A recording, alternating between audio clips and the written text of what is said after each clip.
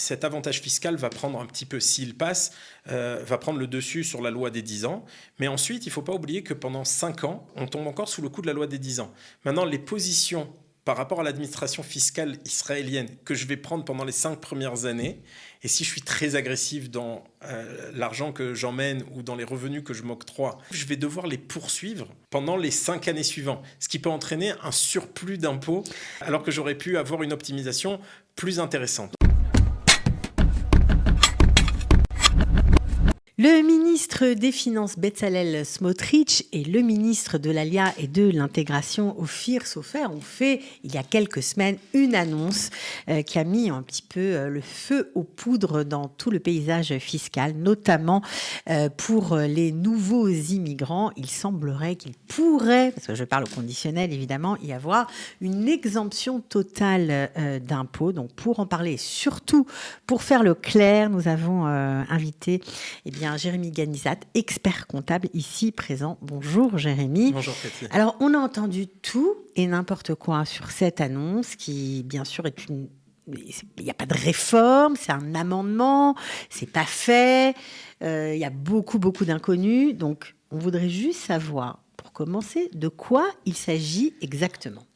En fait, ce qui se passe aujourd'hui, c'est que, et il faut rendre hommage au ministre Bezalel Smotrich et au ministre de l'Alia et de la Klita, Ofir Sofer, ils ont vu les problèmes qu'il y avait aujourd'hui dans le monde par rapport à l'antisémitisme, et donc, dans un souci d'encourager l'Alia, et d'enlever les barrières qui peuvent être des barrières financières qui sont souvent un chicoul, qui sont souvent une question qu'on se pose quand on veut faire son alia, surtout quand on a des familles.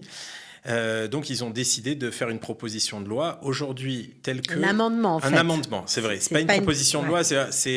On a l'habitude de parler comme ça, mais effectivement, après, on va expliquer comment ça se présente.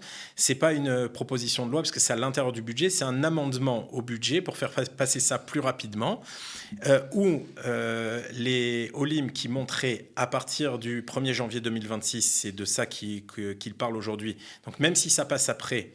C'est rétroactif au 1er janvier 2026. Maintenant, qu'est-ce qu'il propose ? Il propose que pendant les 2 premières années, les Olim ne payent pas du tout d'impôts, soient imposés à 0% sur les revenus israéliens et sur les revenus de sources étrangères. Donc, un Olé qui fera son alia à partir du 1er janvier 2026 ne payerait pas d'impôts pendant 2 ans. Et ensuite, sur les revenus de sources israéliennes, il serait imposé à 10% la 3e année, 20% la 4e et 30% de manière linéaire la 5e année.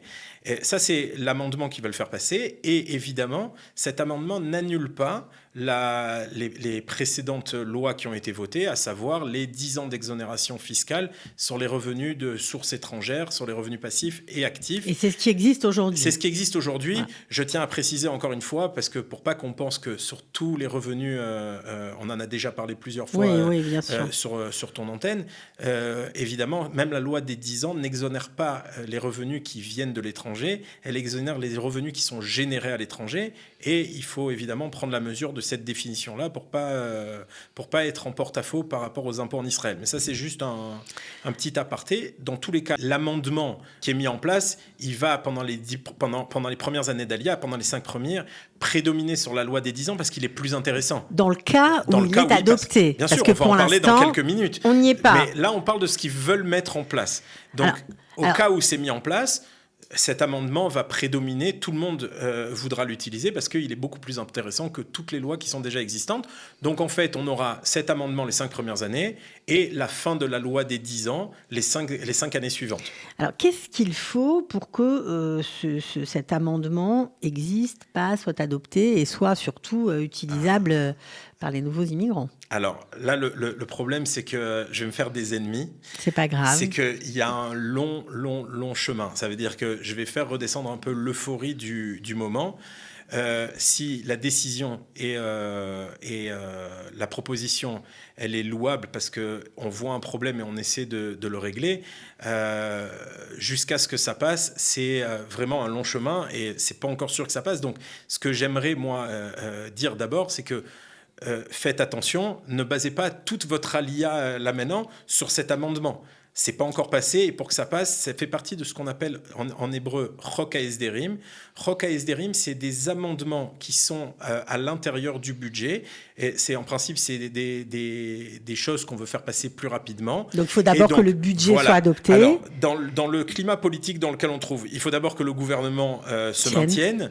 Ensuite, il faut que le budget passe, et on connaît dans tous les pays, le budget c'est toujours une source de conflit intense. Et quand le budget est passé, il faut qu'il y a cette réforme, ce Chok HaEsderim soit discuté et passe aussi. Maintenant, ça ne veut pas dire que le budget est passé et le Chok HaEsderim va passer. Par exemple, Chok HaEsderim, il peut passer à 20% ou à 30%. On va choisir les amendements ou les réformes qu'on veut faire passer à l'intérieur du budget. Donc en fait, il y a encore un très long chemin. C'est un effet d'annonce pour l'instant. Pour l'instant, c'est un effet d'annonce, encore une fois, qui a son importance. Bien ça sûr. veut dire, je vois le problème. C'est un effet d'annonce avec une volonté d'encourager la LIA. Bien sûr. Mais pour l'instant, concrètement, on n'y est pas. Voilà. Okay, alors attention, mon propos, c'est pas non plus de freiner la LIA. Je suis pour la LIA à 100%. Les gens qui nous connaissent et qui connaissent ma famille savent à quel point.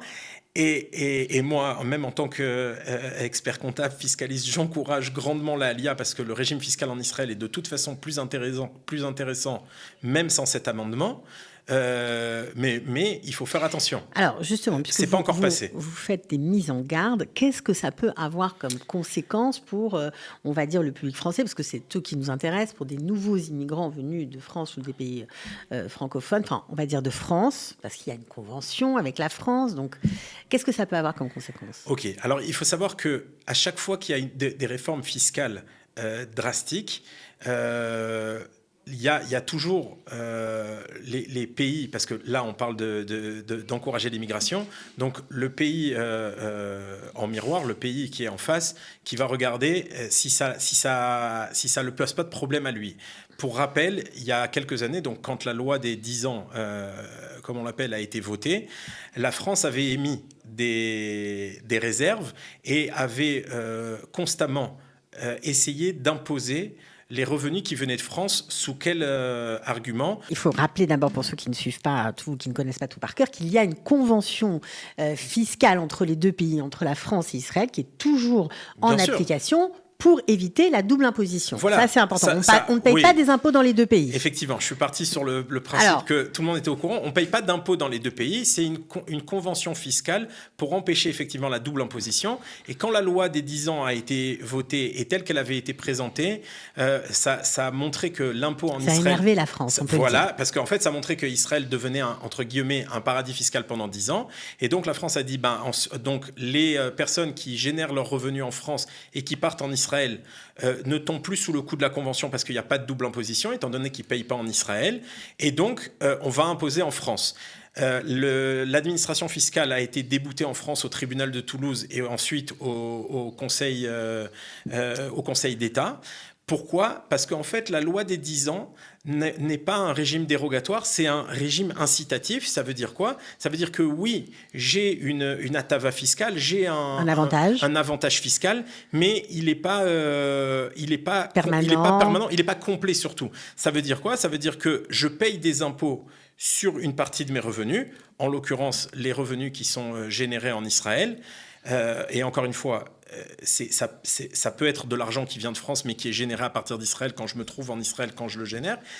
Étant donné que sur ces revenus-là, je vais payer des impôts, donc en fait, je suis imposé en Israël, je tombe sous le coup de la convention, puisqu'il y a une imposition en Israël, donc je ne suis pas complètement exempté.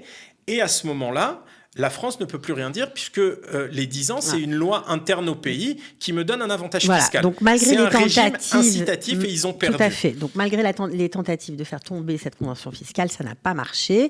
Elle est toujours en application. Et voilà, quand on paye en Israël, on ne paye pas en France. Mais avec ce nouvel amendement, qu'est-ce qu'il risque de se passer ? En fait, on passe, et surtout pendant les 2 premières années, essentiellement pendant les 2 premières années, on passe sous un régime dérogatoire. Ça veut dire que je ne paye plus d'impôts du tout, peu importe d'où viennent mes revenus, peu importe de quelle source ils sont, que ce soit des revenus israéliens, des revenus de sources étrangères, je ne paye plus du tout d'impôts. Et donc là, la France peut revenir avec son argumentation. Étant donné qu'on ne paye pas en Israël de manière complète, les revenus qui sont générés en France, au moins ceux-là, vous les payez en France, doivent être imposés. Donc on fait tomber la convention au moins pendant 2 ans. Après, il faut voir que la France n'en profite pas pour la faire tomber pendant plus. Mais au moins pendant 2 ans, la convention tombe. Et là, du coup, je perds même les bienfaits de la loi des 10 ans. Parce que je vais donner un exemple. À partir du moment où la France décide, étant donné que le Français qui fait son alia a cette possibilité d'être sur un régime dérogatoire, donc tous les Français qui font leur alia, je les impose en France pendant les 2 premières années. Et l'exemple le plus facile, sur des revenus passifs, aujourd'hui, un Français habitant en Israël, un Olé, qui va distribuer des dividendes d'une société française, il va payer 12,8% en France pour libérer ses dividendes à la France, et ensuite il va payer 0 en Israël. À partir du moment où la convention tombe, et on n'est plus sous le coup de la convention, il va payer 30% en France. Ouais, donc, alors, bien évidemment, tout ce qu'on raconte, c'est encore... Si l'amendement passe. Voilà. Oui. Ça veut dire que... Non, parce qu'il ne faut pas affoler non plus les gens pour rien. Pour l'instant, la convention fiscale pour éviter la double imposition est toujours en vigueur. C'est simplement si cet amendement passe... Ça peut avoir des conséquences. Et si l'amendement passe, parce que les Français, ce n'est pas les seuls bénéficiaires de cet amendement, donc peut-être que pour d'autres pays, il n'y aura pas ce problème-là, les ressortissants français devront respirer, dire « Ok, j'ai un avantage fiscal, comment je l'utilise ?» D'ailleurs, pour tous les avantages fiscaux, il faut tout le temps aller voir des professionnels et voir comment j'utilise l'avantage fiscal selon la loi et dans le meilleur de mes intérêts. Pour être clair, pour que les gens comprennent bien, qu'est-ce que cet amendement prévoit ? Ok. Alors, l'amendement, il est comme ça. Il prévoit de donner une exonération sur tous les revenus étrangers et israéliens les 2 premières années. Donc on ne paye pas d'impôt. On ne paye pas d'impôt, on sera imposé à 0%. Ensuite... sur les revenus israéliens, puisque les revenus de sources étrangères tomberont sous le coup de la loi des 10 ans. Sur les revenus israéliens, on payera 10% d'impôts la 3e année, 20% d'impôts la 4e année et 30% d'impôts la 5e année. Donc évidemment, au niveau des paliers d'imposition, c'est très intéressant. Donc ça permet de payer des impôts de façon graduelle, de s'y remettre gentiment. Exactement. Maintenant, est-ce qu'il y a une limite ? Voilà, l'amendement, donc, il est limité à 1 million de shekels. Ça veut dire qu'au-dessus d'1 million de shekels, on repasse... Alors, ils ont pas encore dit exactement quoi, mais je suppose qu'on repasse sur de l'imposition normale. Ça veut dire que jusqu'à 1 million de shekels, on ne paye pas d'impôt. On ne paye pas d'impôt, on est sous le coup de l'amendement. Au-dessus d'1 million de shekels, donc ce sera sur les sommes au-dessus. Peut-être que dans l'amendement, ils vont aussi dire que celui qui dépasse, c'est ce qu'on appelle en hébreu « pogea betikra taptor ». Ça veut dire que on a un plafond jusqu'à 1 million, mais si on dépasse d'1 million, alors on fait baisser aussi ce plafond. Ça n'a pas encore été défini. Au jour d'aujourd'hui, de ce qui a été publié dans les communiqués, c'est une dispense d'impôt sur les 2 premières années jusqu'à 1 million, et ensuite, au-dessus d'1 million, on recommence à payer ses impôts. On est d'accord que cet effet d'annonce de dire qu'au 1er janvier 2026, on ne paiera plus d'impôts lorsqu'on vient de France, c'est un peu précipité de l'annoncer parce que ce n'est pas encore voté. Et qui sont encore en train de bosser justement sur tous ces aspects-là. Moi, je sais que j'attends, il doit me fixer, je lui ai parlé dimanche et jeudi, au patron en fait des impôts en Israël, Shaya Aronovitch, et justement pour évoquer ces problèmes-là avec lui. Ils savent que ça existe, et donc après, est-ce que la France aura le focus dans cet amendement, parce que cet amendement, encore une fois, il bénéficie à tous les Olim. Donc, oui, les Olim de tous les pays, c'est pas simplement pour les Français, bien sûr, évidemment. Pour les problèmes qui concernent ces problèmes de convention avec la France, j'ai rendez-vous avec l'administration fiscale française pour faire un point dessus. Alors, pour résumer, on peut dire que c'est plutôt, si ça passe, c'est plutôt bien, mais il va falloir faire attention à la manière dont on déclare, on va dire, ses revenus, quoi. Alors, un avantage fiscal, c'est toujours bien.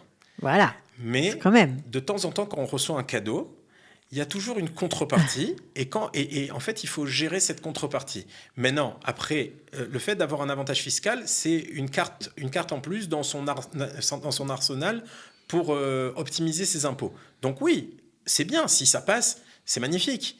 Mais il faudra que chaque pays suivant les relations avec Israël, ce qui a marqué dans les conventions, il faudra que chaque pays vérifie comment utiliser cet avantage fiscal pour pas qu'au final, ce soit à son désavantage. Ouais, au désavantage de l'olé. Donc, il faudra faire très attention. Bon, alors, pour l'instant, on est d'accord, il n'y a encore rien, mais on espère que ça se fera, puisque vous l'avez dit, les cadeaux, ça ne se refuse pas. C'est ça, et le chemin est encore long. Il y a un dernier point aussi que j'aimerais parler, et ça qui va concerner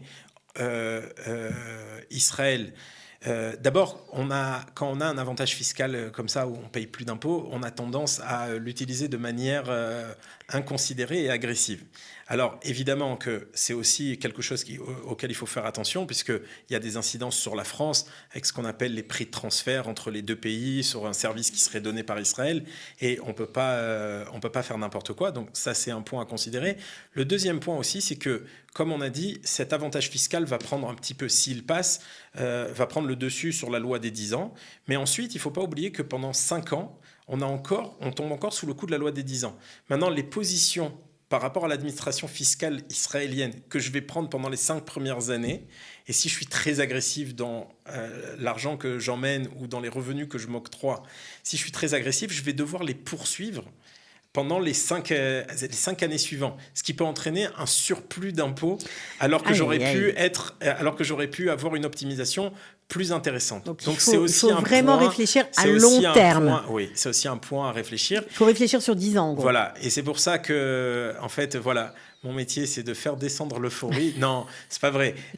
C'est une très bonne chose. Si ça passe, c'est un très bon point. Mais encore une fois, comme tout, il faut le prendre. Il faut prendre dans la globalité, dans la globalité, et vérifier chaque cas. Comme on dit en hébreu, kol mikre legufo, chaque cas est un cas particulier et doit aller prendre conseil. Merci Jérémy pour ces éclaircissements. J'espère que ça vous aura été utile.